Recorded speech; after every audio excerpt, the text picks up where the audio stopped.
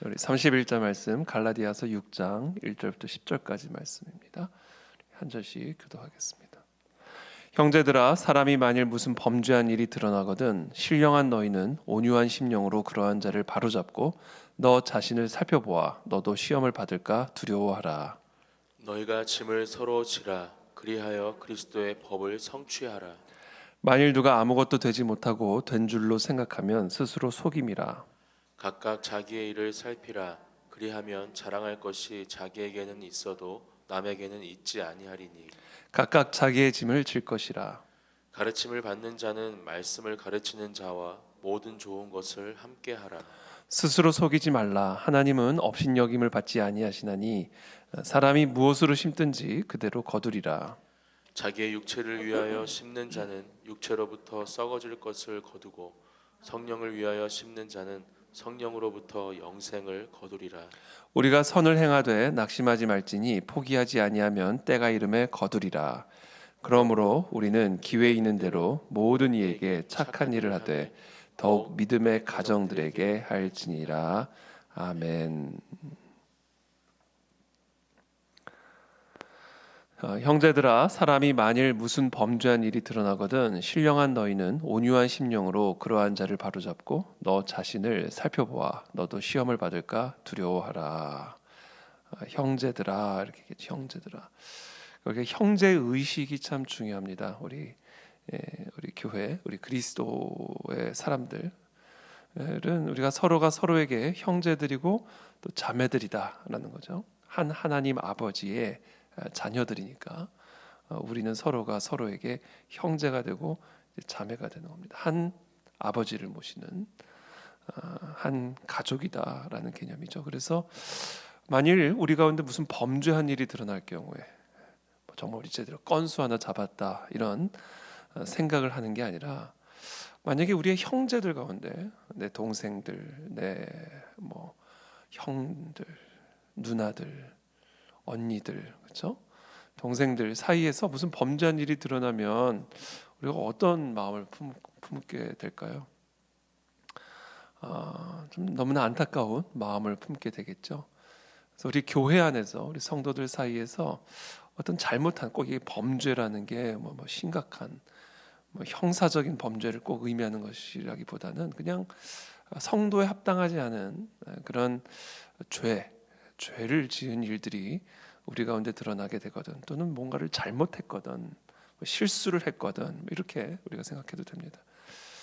사소한 실수부터 중대한 범죄에 이르기까지 우리들 사이에서 어떤 잘못한 일이 드러나게 되면 신령한 너희는 온유한 심령으로 그러한 자를 바로잡고 너 자신을 살펴보아 너도 시험을 받을까 두려워하라.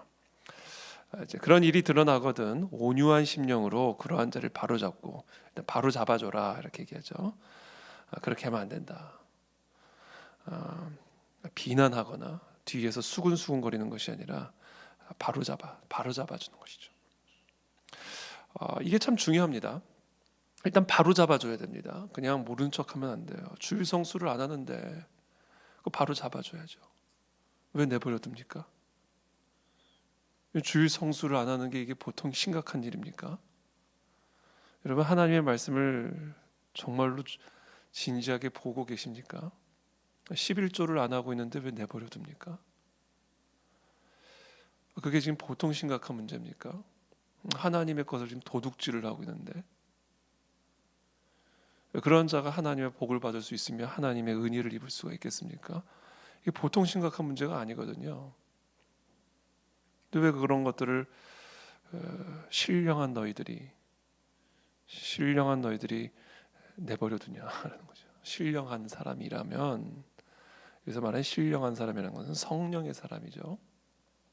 하나님의 영, 하나님으로 충만한 너희가 어떻게 너희의 형제들 가운데 범죄한 일이 드러나고 있는데 바로 잡아줄 생각을 안 하고 있느냐. 일단 1차적인 의미는 그거예요.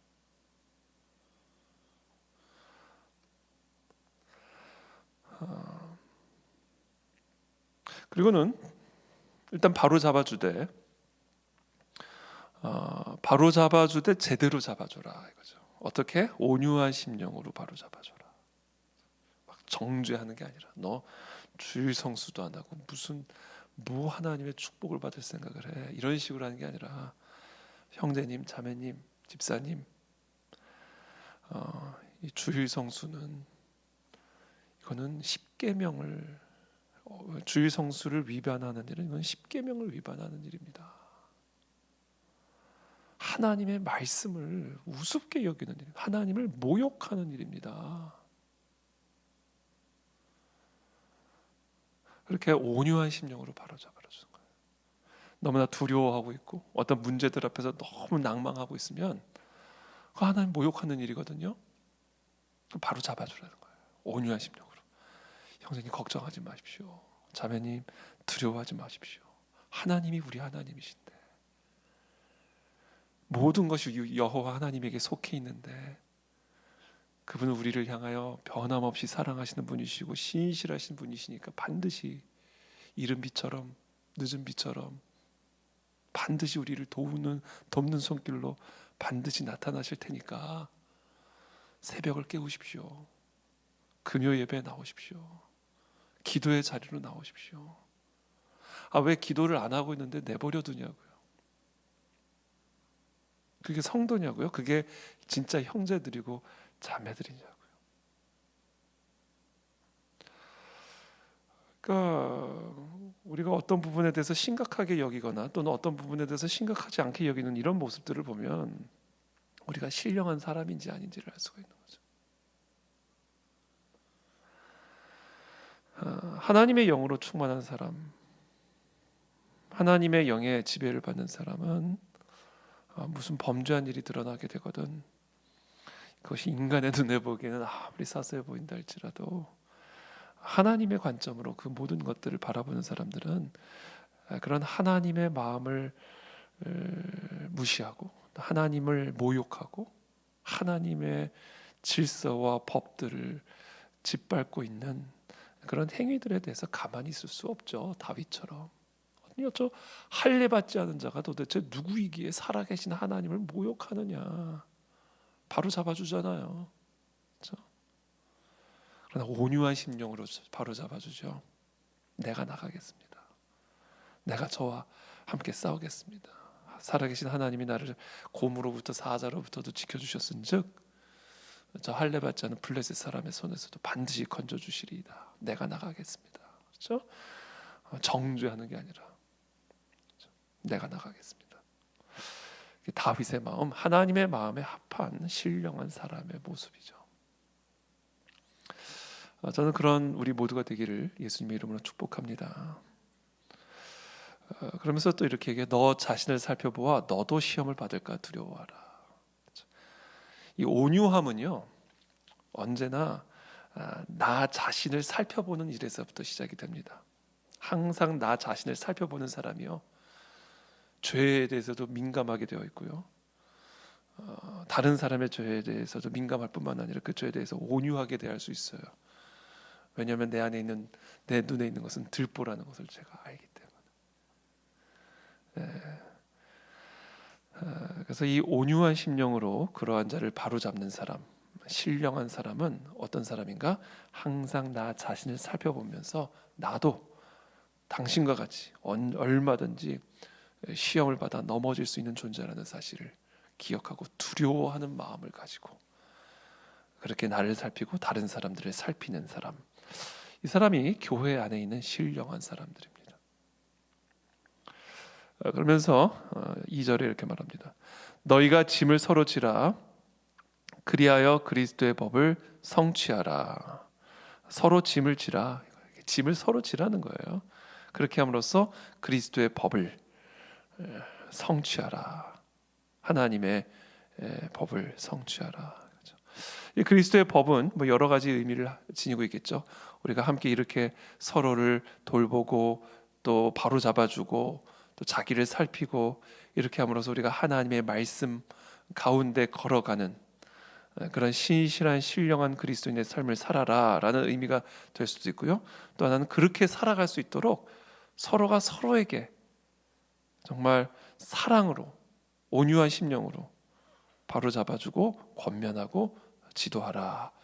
그런 의미를 지니고도 있죠. 그러니까 지도해 주는 거, 인도해 주는 거, 이게 참 중요한 우리들의 책무입니다. 신령한 우리들의 책무예요. 신령한 우리들은요, 무너진 거 그냥 가만히 가지 않습니까? 뭐 쓰레기가 떨어졌다, 신령한 사람들은 그거 죽고 가죠. 신령한 사람들 누가 넘어져 있다, 그럼 도와주죠. 그냥 못 본 척하고 넘어가지 않죠. 우리 안에 성령님이 계시면요, 다른 사람들의 짐을 져주는 그런 모습으로 나타나게 되어 있습니다. 왜냐하면 성령은 사랑의 영이거든요. 하나님은 사랑이시라. 그 하나님의 영으로 충만했던 그리스도의 삶을 보십시오. 그 그리스도의 영이 우리 안에 있다면, 그렇게 우리가 신령한 사람이라고 한다면, 우리가 다른 사람들의 짐을 지어줌으로써 그리스도의 법을 성취하게 된다. 많은 하나님의 법, 그리스도의 법들이 있지만 우리 그리스도께서는 그 그리스도의 법을 딱 두 가지로 정리해 주셨죠. 하나님 사랑, 이웃 사랑. 이것은 서로가 연기되어 있기 때문에 하나님 사랑하면서 이웃 사랑하지 않을 수 없고요. 하나님 사랑 없이 이웃 사랑할 수도 없는 겁니다. 그러니까 우리가 서로가 서로의 짐을 지는 이런 삶은 바로 하나님을 사랑하는 신령함과 연계되어 있음을 오늘 사도 바울은 우리에게 가르쳐주고 있습니다. 오늘 하루 우리가 다른 사람들의 짐을 지는 그런 하루가 되기를 바랍니다. 우리들의 신령함을 드러내기를 축복합니다. 여기 영어 성경에 보면 그 1절에 보면 You who live by the Spirit should restore the person, 이렇게 얘기합니다. 그러니까 성령으로 살아가는 너희는, 그게 신령한 너희예요. 그러니까 신령한 사람이라는 거는요, 뭐 이렇게 신령해 보이는 게 아니라 성령으로 살아가는 사람이에요. 성령을 동력으로 삼아 성령의 힘으로 살아가는 사람이 신령한 사람이에요. 그런 너희들은 다른 사람들을 바로 잡아준다. 이게 영어 성경은 restore, 회복해준다, 그렇게 되어 있어요. 죄로부터 의를 회복해주고, 잘못된 삶에서 올바른 의의 길로 회복해주고, 그러니까 회복의 개념이에요. 그러니까 정지하거나 막 교정해주거나 이런 개념보다도 restore, 회복해주는 개념이죠. 근데 여기를 보면 참 저는 그 오늘 본문을 묵상하다가 한 가지 제 마음에 딱 들어온 부분이, 이게 성령으로 살아가는 사람인데, 성령으로 살아가는 사람은 반드시 이렇게 해야 된다, 이런 논조예요. 그러니까 성령으로 살아가면 당연히 그렇게 되는 게 아니고요. 성령으로 정말로 너희가 살아가는 사람이라고 한다면 반드시 should, 바로 잡아줘야 된다, 회복해줘야 된다, 짐을 줘야 된다, 이렇게 아주 강력한 명령조예요. 반드시 그렇게 해야 된다. 이게 무슨 의미일까? 이게 성령으로 우리가 성령을 받으면 그냥 자연스럽게 이런 삶으로 나오면 이런 권면도 필요 없고 이런 경고도 필요 없을 텐데, 과연 이게 어떤 상관관계가 있을까? 성령을 받는 것과 성령으로 사는 것이 이게 어떤 관계가 있는 것일까? 성령을 받으면 자연스럽게 그렇게 살아가게 되면 얼마나 좋을까? 이걸 우리가 어떻게 이해를 해야 될까? 물론 우리가 다 알 수는 없지만 오늘 제가 여러분들과 함께 한 가지 나누고 싶은 부분은 성령을 소멸하지 말라, 이렇게 말씀하시거든요. 우리가 예수 그리스도의 복음을 믿음으로 말미암아 성령님이 우리 안에 들어와 계십니다. 근데 그 성령을 꺾지 말라라는 얘기예요. 성령이 나를 지배하게 하기 위해서는, 그래서 내가 그 성령의 기름 부으심을 받는 인생을 살려면, 왕적 권능의 기름을 부음받는 그런 인생을 살려면 내 안에 계신 성령을 꺾지 말라, 너의 자아로, 그 얘기입니다. 그러니까 이게 무슨 얘기냐면 결국 우리를 통해서 정말 신령함이 흘러나가고 성령의 권능이 나가고 성령의 왕적 권세의 기름 부으심이 우리의 삶을 통해 흘러나가는 그런 신령한 사람으로 살아가려면, 즉 성령의 지배를 받는 사람이 되려면 이렇게 해야 된다. 그렇게 함으로써 성령을 꺾지 말아야 된다. 너의 자아가, 너밖에 모르는 너의 자아가, 너만을 위하는 너의 자아가, 하나님의 율법을, 하나님의 말씀을 우습게 여기고자 하는 너의 그 육신의 소욕과 자아가 너의 안에 있는 성령을 꺾지 않도록 이렇게 해야만 한다. should 이렇게 해라. 그렇게 함으로써 성령이 점점 더 너의 마음, 너의 생각, 너의 손과 발을 지배하고 다스려갈 수 있도록 하라. 그래서 여러분, 우리가 우리의 삶에서 이렇게 행하는 게 이게 너무 중요한 일입니다. 그래서 오늘 하루 누군가의 실수, 누군가의 잘못을 보거든 온유한 심령으로 그것을 타이르고 바로잡아주는 그런 신령한 삶을 실천해 보시기를 축복하고요. 또 서로 짐을 지는 그런 실천들을 오늘 한번 해보시게 되기를 축복합니다. 그렇게 해서 성령의 지배를 점점 더 받아가는 거죠. 만일 누가 아무것도 되지 못하고 된 줄로 생각하면 스스로 속임이라. 각각 자기 일을 살피라. 그리하면 자랑할 것이 자기에게는 있어도 남에게는 있지 아니하리니 각각 자기의 짐을 질 것이라. 자기를 돌보라는 거예요. 자기를 알라 하는 거예요. 주제를 넘지 말라. 선을 넘지 말라.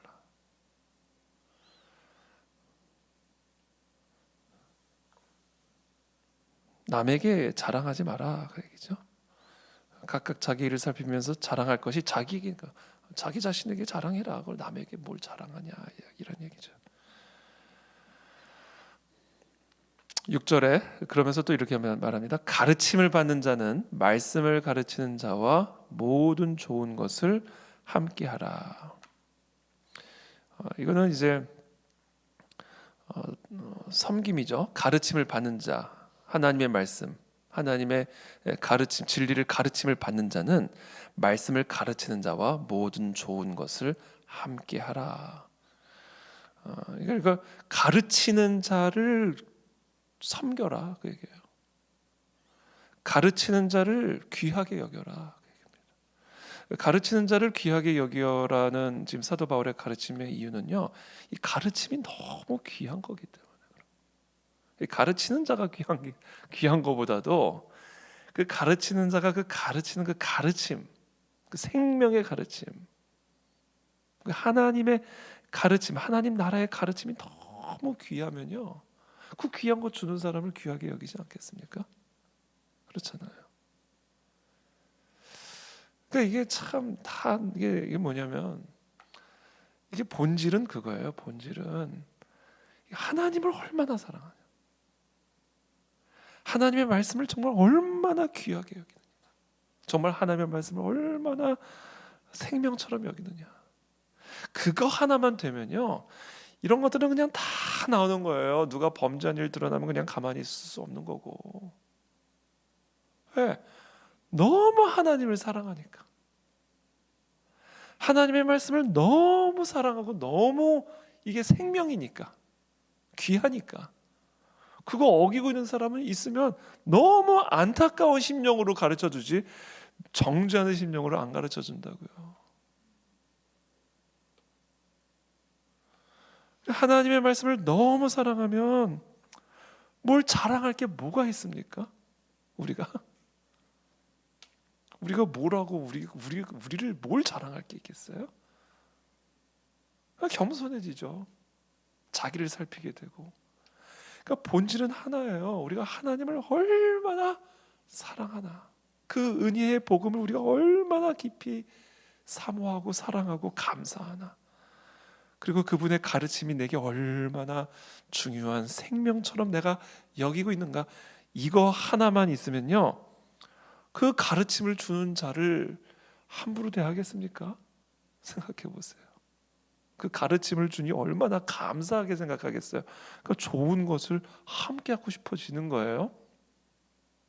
그러니까 이것의 본질은 이거 하나가 되면 이게 다 되는 거예요.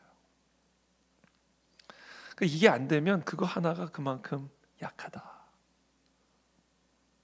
그러니까 그 신앙의 중심, 그 하나님에 대한 마음의 중심을 다 보게 되는 거죠. 확인하게 되는 거고. 그렇죠?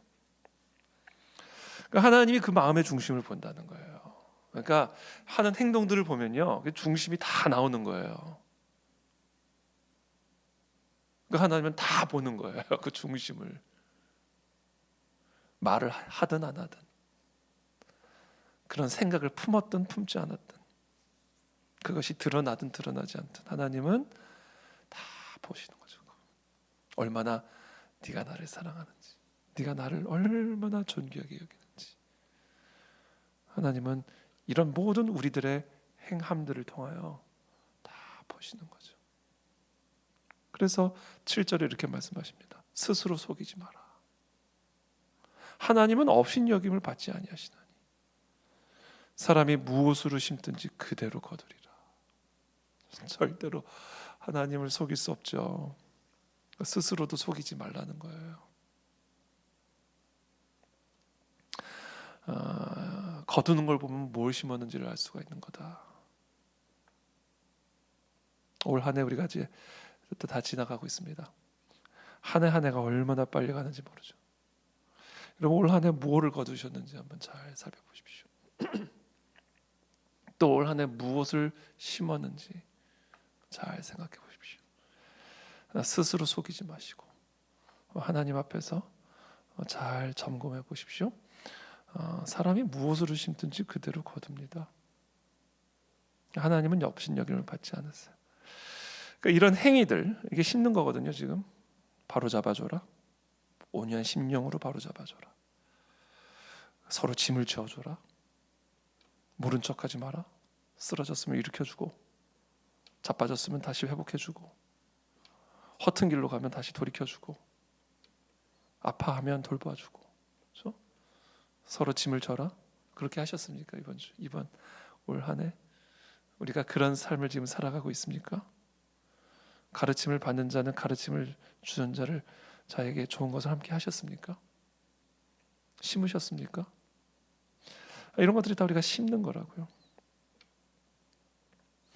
8절에 자기의 육체를 위하여 심는 자는 육체로부터 썩어질 것을 거두고 성령을 위하여 심는 자는 성령으로부터 영생을 거두리라. 우리가 선을 행하되 낙심하지 말지니 포기하지 아니하면 때가 이름에 거두리라. 그래서 선을, 이게 다 선이라는 거예요. 10절에 그러므로 우리는 기회 있는 대로 모든 이에게 착한 일을 하되 더욱 믿음의 가정들에게 할지니라. 믿음의 가정들에게 할지니라. 우리 성도들, 우리 그 안에 진리교회 성도들에게 특별히 이렇게 착한 일을 행하라. 그리고 낙심하거나 포기하지 말아라. 반드시 거두리라. 이렇게 오늘 사도 바울이 우리에게 권면해주고 있습니다. 여러분, 행한 대로 거둡니다. 뿌린 대로 거두는 겁니다. 오늘 이 본문의 말씀의 본질은 우리가 무엇에 우리의 씨를 뿌려야 될까를 우리에게 분명하게 가르쳐주고 있고요. 또 이것의 모든 것의 본질은 우리 안에 계신 성령 하나님을 소멸하지 않고 그 성령 하나님을 경배하고 사랑하고 그 성령 하나님의 뜻을 따라 행하고자 하는 그 간절한 열망으로부터 나오는 행함들이고 씨들이에요. 그것을 뿌릴 때 우리는 성령으로 말미암아 영생을 거두게 될 것임을 오늘 사도 바울은 우리에게 가르쳐주고 있습니다. 그렇게 해서 정말 우리의 삶에 많은 열매들을 거두는 그런 복된 인생이 되기를 예수님의 이름으로 축복합니다. 성령을 위해 심는 자는 성령으로부터 영생을 거두리라. 기도하겠습니다. 살아계신 하나님 감사합니다. 오늘 우리에게 주시는 이 생명의 말씀을 우리가 다시 한번 우리의 마음판에 새깁니다. 과연 우리는 무엇을 위해 심는 그런 삶을 살아가고 있는지, 육체의 소욕만을 위해서 끊임없이 씨앗을 뿌리고 있는 그런 삶을 살아가고 있지는 않은지, 과연 우리가 정말 이 신령한 자로 성령으로 말미암는 영원한 생명을 거두기 위한 그런 농부의 삶을 살아가고 있는지를 오늘 이 시간 우리가 함께 점검하게 되기를 바라고, 정말 우리 모두가 정말 신령한 자로서 하나님의 그 말씀에 순종함으로 선한 일, 착한 일에 씨를 뿌리는 그런 복된 우리 모두의 삶이 되어지도록 은혜를 베풀어 주시옵소서. 예수님의 이름으로 축복하며 기도합니다. 아멘.